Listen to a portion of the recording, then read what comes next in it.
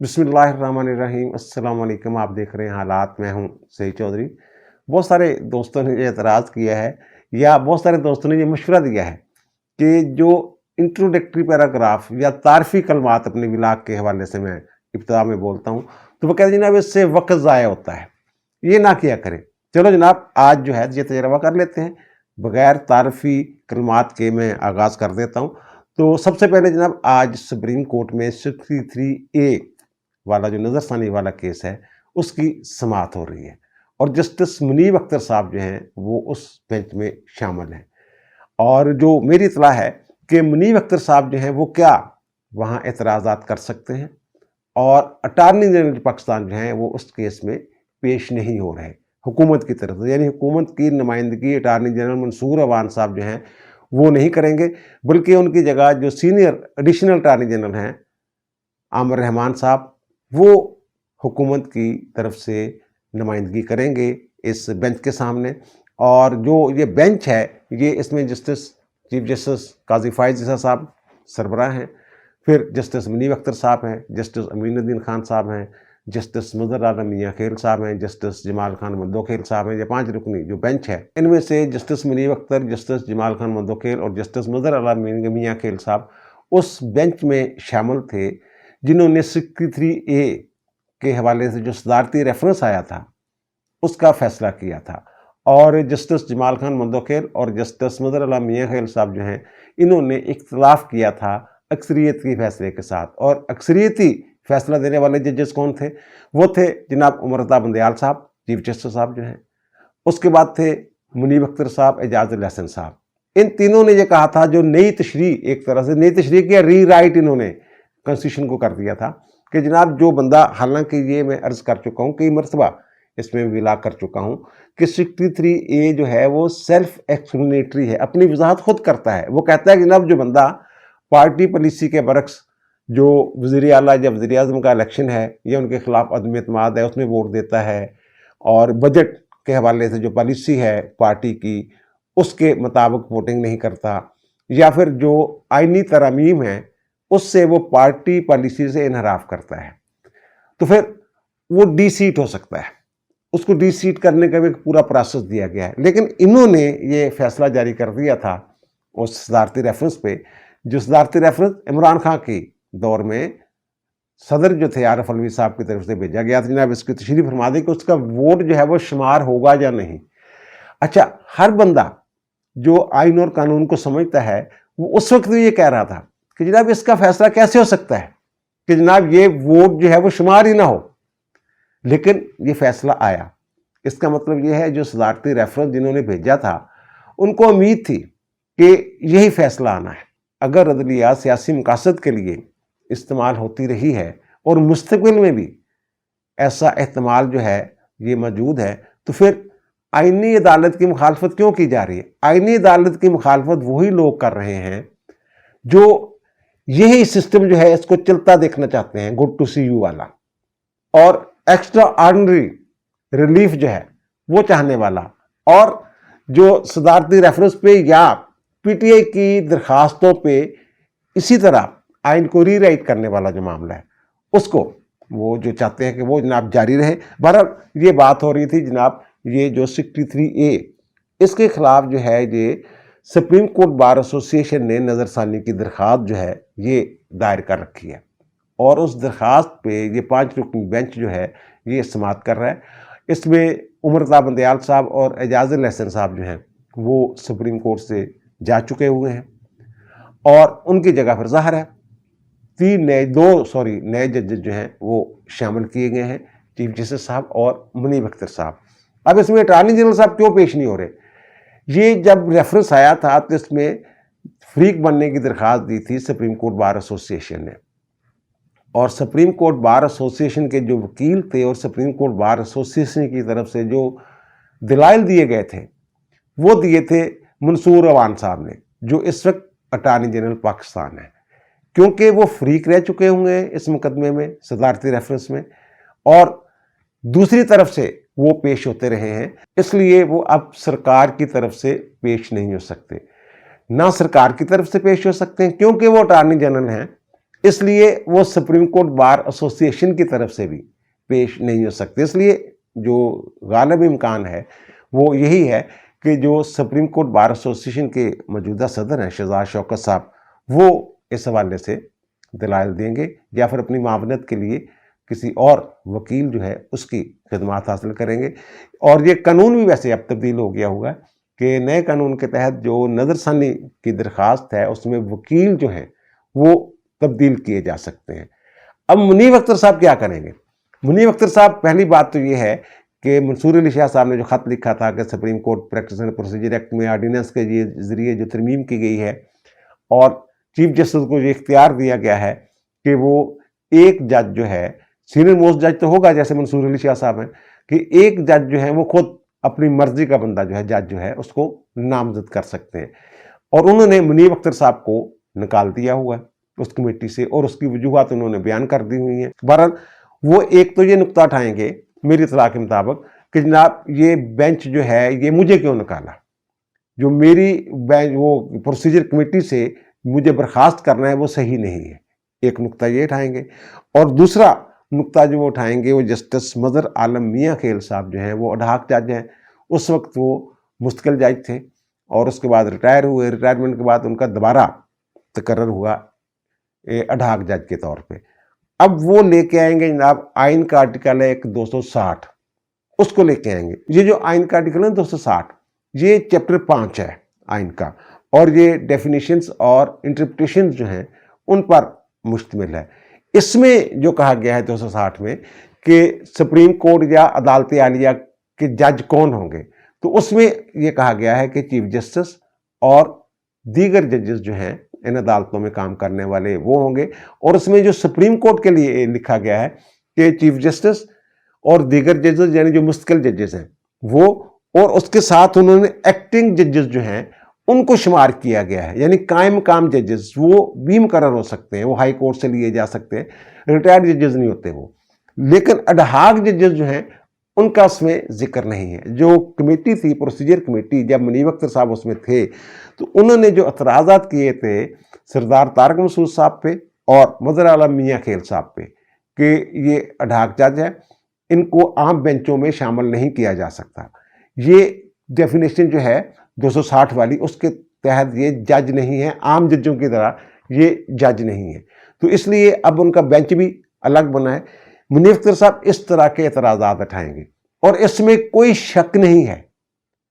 اچھا یہ جو مرضی کر لیں، یہ جو پی ٹی آئی والے ہیں، جو پی ٹی آئی کے وکلا ہیں کہ دیکھیں جناب قاضی صاحب خود اس لیے بیٹھ گئے ہیں فلاں تاریخ کو، جناب انہوں نے جو پرپوز کیا تھا بینچ اس میں تو منصور علی شاہ صاحب کو سربراہ بنایا تھا، وہ پرپوزڈ بینچ تھا یار، یہ بینچ بن گیا ہوا ہے اور آج سماعت کر رہا ہے. بہرحال یہ اعتراضات، اس قسم کے اعتراضات جو ہیں یہ منیب اختر صاحب جو ہیں یہ اٹھائیں گے اور ظاہر ہے پھر حکومت کی طرف سے اس کا جواب بھی دیا جائے گا. اور پھر اڈھاک جج کی جو تعریف دی گئی ہے آئین میں، جو سپریم کورٹ والا چیپٹر ہے اس میں، اس کے تناظر میں دلائل دیے جائیں گے. اور پھر جو مظہر عالم میاں خیل صاحب جو ہیں وہ، کیونکہ جو پہلے والا بینچ تھا ابتدائی جس نے سماعت کی تھی 63A والے معاملے کی، تو وہ اس بینچ کا حصہ تھے، اس لیے ان کا جو یہاں شامل ہونا ہے یہ قانون کے عین مطابق ہے. یہ دوسری طرف کے دلائل ہے. بہرحال منیب اختر صاحب جو ہیں وہ یہ ضرور کریں گے. اور دوسرا، آج جو ہے 30 ستمبر بڑا اہم دن ہے. یہ سید منصور علی شاہ صاحب نے جو یہ پروسیجر کمیٹی بنی ہے supreme court practice and procedure ordinance کے تحت، تو اس پہ اعتراض کے لیے خط لکھا تھا جس کا جواب قاضی صاحب کی طرف سے دیا جا چکا ہوا ہے. تو اب جو ہے یہ جو ریگولر بینچز ہیں، معمول کے مقدمات کی سماعت کے لیے 7 بینچ جو ہیں وہ تشکیل دیے گئے ہیں.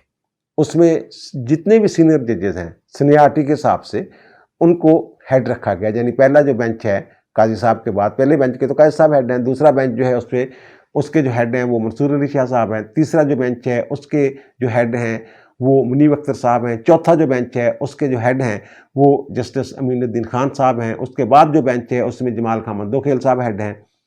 یہ اس طرح وہ انہوں نے تشکیل جو ہے بڑی، وہ کہہ لیں کہ جناب اب میرٹ کے اوپر بینچوں کی تشکیل کی گئی ہے. لیکن وہ جو روسٹر جاری ہوا ہے رجسٹرار کی طرف سے، رجسٹرار کے دستخطوں کے ساتھ، اس میں یہ لکھا ہوا ہے by the order of committee. یعنی یہ جو نئی کمیٹی بنی ہے اس کے حکم سے یہ روسٹر جو ہے ججوں کا یہ جاری کیا گیا ہے۔ اب منصور علی شاہ صاحب کہتے ہیں نا میں نے کمیٹی میں بیٹھنا ہی نہیں جب تک اس کا جوڈیشل ریویو نہ کر لیا جائے فل کورٹ میں، یا فل کورٹ جو ہے وہ رولز کی طرح ان کا جائزہ نہ لے لے، یا پھر منیب اختر صاحب کو واپس اس کمیٹی میں پروسیجر کمیٹی میں شامل نہ کیا جائے، اس وقت تک میں نے کمیٹی کے اجلاس میں نہیں آنا۔ مطلب یہ کہ وہ موجودہ supreme court practice and procedure committee جو ہے اس کی پروسیڈنگز کو درست نہیں سمجھتے۔ اب دیکھنا یہ ہے کہ کیا وہ اس کمیٹی کی منظوری سے جاری کیے گئے روسٹر کے مطابق بینچ میں بیٹھتے ہیں یا نہیں بیٹھتے، بیٹھنے کے بعد اٹھ جاتے ہیں، کیا کرتے ہیں، کیا یہ درخواست دیتے ہیں چیف جسٹس کو جناب میں یہ صرف چیمبر ورک کروں گا، جیسے انہوں نے کہا جن قاضی صاحب آپ بھی چیمبر ورک کیا کرتے تھے، حالانکہ قاضی صاحب تو اس لیے چیمبر ورک کیا کرتے تھے، وہ جو کہتے ہیں جو پارلیمنٹ کی طرف سے منظور کیا گیا قانون ہے اس میں عمل کیا جائے۔ بھائی صاحب آپ نے ایک ناجائز سٹے دے دیا ہے۔ بہرحال یہ کچھ اور کہہ رہے ہیں۔ اور باقی جو ججز ہیں 7 بینچوں میں شامل، ان میں سے کیا کوئی صاحب جو ہیں وہ بینچ میں بیٹھنے سے معذرت کر سکتے ہیں اس بنیاد پہ کہ جناب یہ کمیٹی جو ہے یہ درست نہیں ہے۔ بہرحال اس حوالے سے بھی یہ بڑا اہم دن ہے۔ میرا نہیں خیال کہ ججز کی بڑی تعداد جو ہے وہ منصور علی شاہ صاحب کی رائے سے اتفاق کرتے ہوئے بینچوں سے اٹھ جائے گی اور کوئی بحران پیدا ہو جائے گا۔ ایسی صورتحال جو ہے ہوتی ہوئی مجھے نظر نہیں آ رہی۔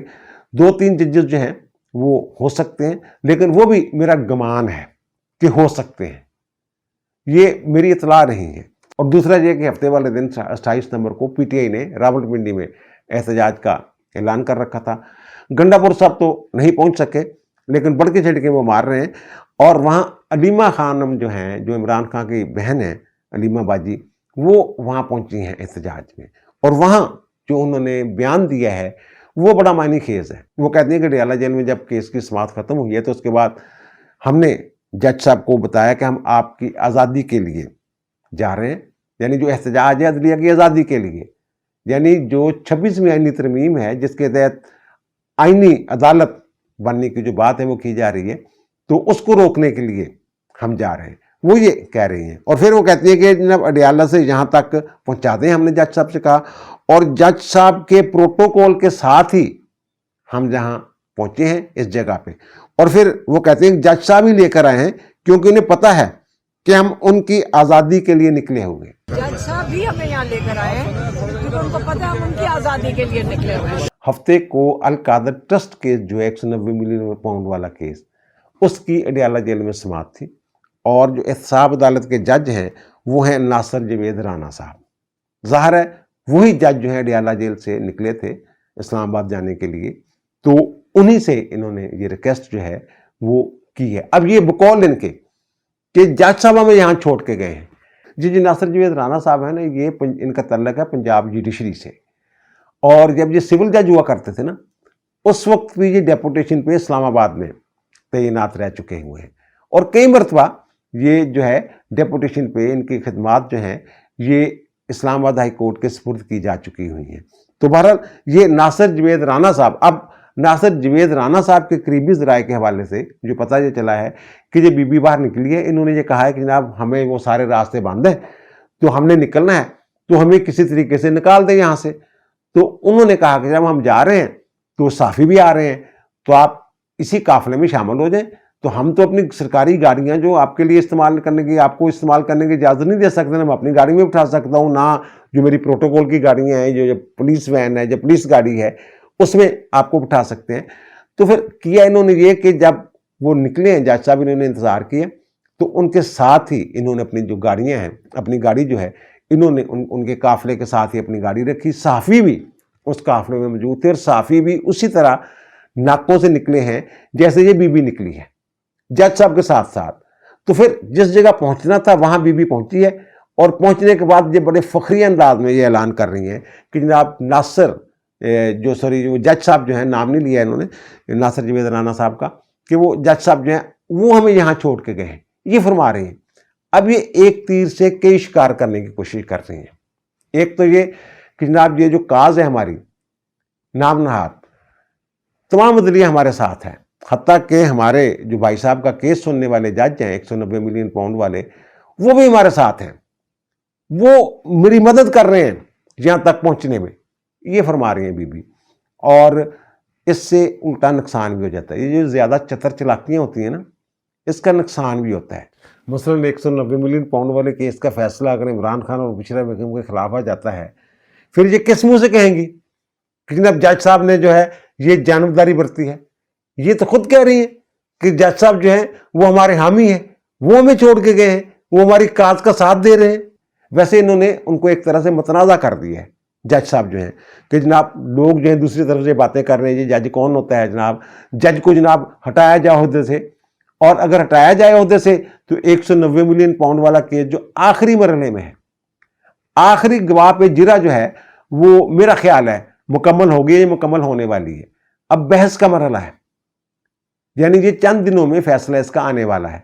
تو وہ اگر دوسری طرف سے یا کوئی عدالت ہی اس بات کا نوٹس لے لیتی ہے، یہ ہائی کورٹ ہی نوٹس لے لیتی ہے، یہ سپریم کورٹ ہی نوٹس لے لیتی ہے، سپریم کورٹ سے تو یا اسلام آباد ہائی کورٹ یہ نوٹس لے لیتی ہے، اسلام آباد ہائی کورٹ سے تو توقع نہیں ہے، کیونکہ وہاں کے چیف جسٹس کے حوالے سے جتنی مرضی گالیاں کھیلیاں دیتے رہے عامر فاروق صاحب کو، یہ بات جو ہے یہ ذہن میں رکھا کریں کہ عامر فاروق صاحب جو ہیں ان کا تعلق جو ہے نا وہ ثاقب نثار صاحب کے چیمبر سے ہے، لاہور سے۔ ان کے والد صاحب جو ہیں وہ کافی مشہور وکیل تھے، فاروق مہتا صاحب، بینکنگ کا بڑا وہ کام تھا ان کا۔ لیکن جو عامر فاروق صاحب ہیں، ان کی جو کوالیفیکیشن بتائی جا رہی ہے کہ جناب یہ ان کا جو ہے جو ثاقب نثار صاحب کے چیمبر سے تعلق، ان کے جونیئر رہے ہوئے ہیں، اور انہوں نے پھر جب یہ بھرتیاں نہیں کر رہے تھے کہ جناب اپنی مرضی کے جج، جناب فلاں جج جس وقت چیف جسٹس ہوگا، فلاں جج یہ ریٹائر ہوگا تو اس وقت جونیئر لے کے آ رہے تھے اوپر سے نیچے، اسی طرح کا بتایا جا رہا ہے کہ جناب جو عامر فاروق صاحب ہے۔ اور لاہور ہائی کورٹ کی طرف سے اگر لے لیا جاتا ہے وہ اپنی خدمات واپس بھی لے سکتی ہے ہائی کورٹ، اور سپریم کورٹ آج خود نوٹس لے نہیں سکتی، کیونکہ اب یہ معاملہ جو ہے یہ جو سپریم کورٹ پروسیجر کمیٹی اس نے کرنا ہوتا ہے۔ بہرحال یہ ماضی میں جو ہے نا ناصر جوید رانا صاحب یہ سپریم کورٹ کے ایک حکم کے تحت، سپریم کورٹ نے ایک اسٹرکچر پاس کیا تھا ان کے خلاف، یہ معطل رہے ہیں تقریباً 5 سال۔ اور پھر وہ مسئلہ کیا تھا؟ وہ مسئلہ یہ تھا کہ الجہاد ٹرسٹ، آپ کو یاد ہوگا کہ وہاب الخیری، حبیب الوہاب الخیری صاحب، ان کو پولیس نے اٹھا لیا تھا، اور جو علاقہ مجسٹریٹ تھے یا جوڈیشل مجسٹریٹ تھے اس علاقہ کے، وہ تھے یہ ناصر صاحب، جوید ناصر رانا صاحب۔ تو انہوں نے یہ کیا کہ جناب حبیب الوہاب الخیری کو عدالت میں پیش کیے بغیر، آئینی طور پر یہ ضروری ہے، لازمی ہے یہ کہ گرفتاری کے بعد 24 گھنٹے کے اندر اندر بندے کو، ملزم کو متعلقہ عدالت میں پیش کرنا ہوتا ہے۔ جسمانی ریمانڈ جس کو کہتے ہیں، جسمانی ریمانڈ کے لیے اگر جسمانی ریمانڈ نہیں بنتا ہوتا تو پھر جوڈیشل کر دیتی ہے عدالت جو ہے۔ یہ حبیب الوہاب الخیری کو ناصر جوید رانا صاحب کی عدالت میں پیش کیے بغیر ان کا 8 دن کا جسمانی ریمانڈ لے لیا گیا تھا۔ جج صاحب نے ان کو عدالت میں طلب کیے بغیر ان کا جسمانی ریمانڈ دے دیا تھا۔ یہ مس کنڈکٹ ہے، اور اس وقت چیف جسٹس تھے افتخار محمد چوہدری صاحب، انہوں نے اس واقعے کا نوٹس لیا تھا، اور میرا خیال ہے کہ 2-4 جو وکلا ہیں نا ان کی طرف سے بیان الفی بھی یہ پیش کیے گئے تھے کہ جناب حبیب الوہاب الخیری کو عدالت میں پیش نہیں کیا گیا، پیش کیے بغیر جو ہے وہ ان کو جو ہے وہ ریمانڈ جو ہے جسمانی ریمانڈ 8 دن کا وہ دے دیا گیا ہے۔ تو اس پہ انہوں نے کچھ اسٹرکچر پاس کیے تھے، اور یہ جو ہے معطل ہو گئے تھے، اور یہ تقریباً 5 سال تک انہیں کوئی جو ہے وہ کوئی تعیناتی ان کی وہ نہیں ہوتی۔ اور جو پھر یہاں لاہور میں ظاہر ہے، پھر جو لاہور میں ان کی خدمات جو لاہور میں واپس آ گئے، انکوائری لاہور میں ہونی تھی، اور اس وقت تھے افتخار حسین چودھری لاہور ہائی کورٹ کے چیف جسٹس، اور ان کی اور افتخار محمد چودھری کی آپس میں تھوڑی سی لاگت بازی تھی، تو اور فواد چودھری صاحب جو ہیں ان کے وہ چچا تھے، تو پھر انہوں نے ان کو، میرا خیال ہے کہ وہی تھے اس وقت، تو انہوں نے پھر ان کو ناصر جوید رانا صاحب کو ان کے عہدے پہ بحال کیا تھا۔ معمول کے مطابق ان کی پروموشن وغیرہ ہوتی رہی، اب تو سیشن جج ہیں وہ۔ بتانے والے بتاتے ہیں کہ اس کے بعد ناصر جوید رانا صاحب جو ہے نا کافی محتاط ہیں اپنے فرائض کی ادائیگی کے حوالے سے۔ لیکن ایک سوال یہ بھی پیدا ہوتا ہے کہ یہ اسلام آباد کی طرف کیوں رخ کرتے ہیں؟ اسلام آباد کی طرف رخ کرنے کا مطلب ایک تو یہ ہوتا ہے کہ وہاں 3 سال جو ان کا ٹینیور ہوتا ہے، جو ڈیپوٹیشن بھی ہوتے ہیں، وہ اسلام آباد کے اندر ہی رہتے ہیں۔ یہ ایک عدالت سے دوسری عدالت، احتساب عدالت سے اینٹی ٹیررسٹ کورٹ میں اور یا پھر سیشن کورٹ میں، اس طرح ان کا وہی رہتے ہیں. یہ نہیں ہوتا کہ جیسے لاہور جو پنجاب کی جوڈیشری ہے کہ جناب ایک سیشن جج جو راجن پور میں بیٹھا ہوا ہے، کہیں بیٹھا ہوا ہے، کو بیٹھا ہوا ہے، اٹک میں بیٹھا ہوا ہے، کہیں دور دور، اس طرح نہیں ہوتا. وہ اسلام آباد میں وہ رہتے ہیں اور پھر وہاں تلقات شلقات بھی بن جاتے ہیں اسلام آباد میں لوگوں کے ساتھ. پھر اسلام آباد میں دیکھے اندیکھے بہت سارے فوائد جو ہیں وہ بھی حاصل ہو جاتے ہیں. اچھا، اب آتے ہیں نا آئینی عدالت کی طرف. آئینی عدالت کی کیا تشکیل جو ہے یہ ممکن ہے، آئینی ترمیم ہو سکتی ہے. 63A جو ہے یہ تو نوشتہ دیوار ہے کہ انہوں نے ری رائٹ کیا تھا کہ ووٹ ہی نہیں گنا جائے گا. یہ میرا خیال برقرار نہیں رہ سکتا فیصلہ. بہرحال اگر یہ فیصلہ برقرار نہیں رہتا تو پھر جو لوگ ہیں وہ آئینی ترمیم کے لیے فلور کراسنگ کر سکیں گے، ان کا ووٹ جو ہے وہ گنا جائے گا، ترمیم ہو جائے گی. لیکن جو قیادت ہے نون لیگ کی اعلیٰ قیادت اور پیپلز پارٹی کی اعلیٰ قیادت، وہ جو کہتے ہیں کہ اس معاملے میں، اس پروسیس میں مولانا فضل الرحمان صاحب جو ہیں ان کی مدد لی جائے، ان کی مدد کے بغیر یہ کام نہ کیا جائے آئینی عدالت والا. اس آئینی ترمیم کے حوالے سے میں نے یہ پہلے بھی کہا تھا کہ یہ 10 اکتوبر کے راؤنڈ اباؤٹ جو ہے یہ معاملہ جو ہے یہ نمٹ جانا ہے، یعنی منظور ہو جانی ہے. تو اب ایک صاحب نے مجھے بتایا کہ جناب 3 دن آپ اور کم کر لیں 10 سے، یعنی 7 تاریخ سے بھی پہلے بقول ان کے کہ یہ جو کام ہے آئینی عدالت والا یہ ہو جانا ہے. اب پی ٹی اے کے جو وکلا ہیں وہ کر رہے ہیں جناب مکمل مخالفت اس کی کہ جناب وکلا کی رائے اس کے برعکس ہے وغیرہ وغیرہ، اس طرح کی باتیں ہو رہی ہیں، کر رہے ہیں نا. اور یہ احتجاج جو ہے یہ بھی آئینی عدالت کے خلاف کر رہے ہیں. اور میری اطلاع کے مطابق یہ جو آئینی عدالت ہے اس کی تشکیل کا فیصلہ ہو چکا ہوا ہے، یہ ہر حال میں بننی ہے. اور اس کی ذمہ دار جو ہے یہ عدلیہ خود ہے، جو یہ سیاسی مقاصد کے لیے استعمال ہوتی رہی ہے ماضی میں بھی، یہ اس کا شاخسانہ ہے. اچھا، ایک اور میں مزے کی بات بتاؤں، یہ وکلا جو ہیں یہ مخالفت کر رہے ہیں نا. ہم تو کہہ رہے ہیں نا مساق جمہوریت میں یہ فیصلہ کیا گیا تھا جس پہ پی ٹی اے کے بھی دستخط ہیں، نواز شریف کے بھی دستخط ہیں اور بینظیر محترمہ کے بھی اس پہ دستخط ہیں کہ جناب آئینی ایک عدالت بنائی جائے گی الگ.